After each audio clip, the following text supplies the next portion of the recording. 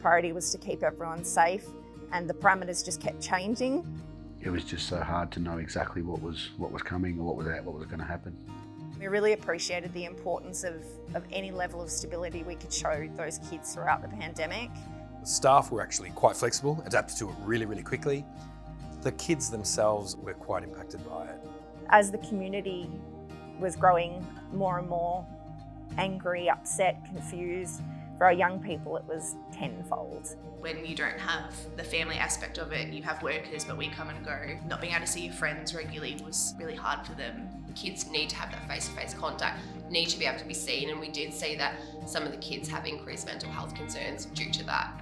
All staff that were working in the house initially had to wear full PPE, which consisted of gloves, a gown, and face masks. PPE was, I would almost say, the most challenging part.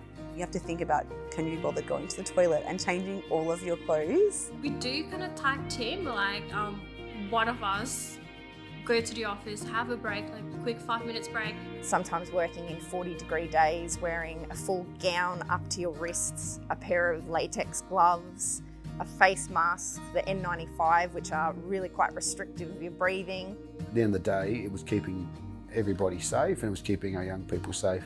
Specific services that kids had been engaged in were either cancelled, postponed, rescheduled indefinitely. A lot of young people lost the ability to go to school, and that made it really hard to remotivate them to get back to school. Being teenagers, they wanted to just spend time on their phone and social media and stuff like that, and we get it. But it was just making sure they got out of their room. I really kind of sunk my teeth into it and tried to be as creative as I could and just try and make things a little bit better for the young people on a day-to-day basis. Thank God for Netflix. And we bought a lot of sensory items. We'll just go to Kmart and get those do-it-yourself kits. Some of the kids were like, no, not doing it. But as soon as we were out there and making these things, they would slowly come and join. The kids see staff as their all. So just having the staff present and coming into shift and really being there to support, that did help the kids. Most difficult was when our whole team got put into lockdown. I guess the positive of that is we developed some really creative ways to stay connected. We set up Zoom meetings for all the staff every day, so we'd all do a catch-up and just make sure we were all going okay. We'd meet with all the kids online on Zoom, but we'd all come dressed up as a character. And I remember one young person came with a packet of chips that she'd sticky taped around her head. They were just so committed in making sure that it didn't impact the kids.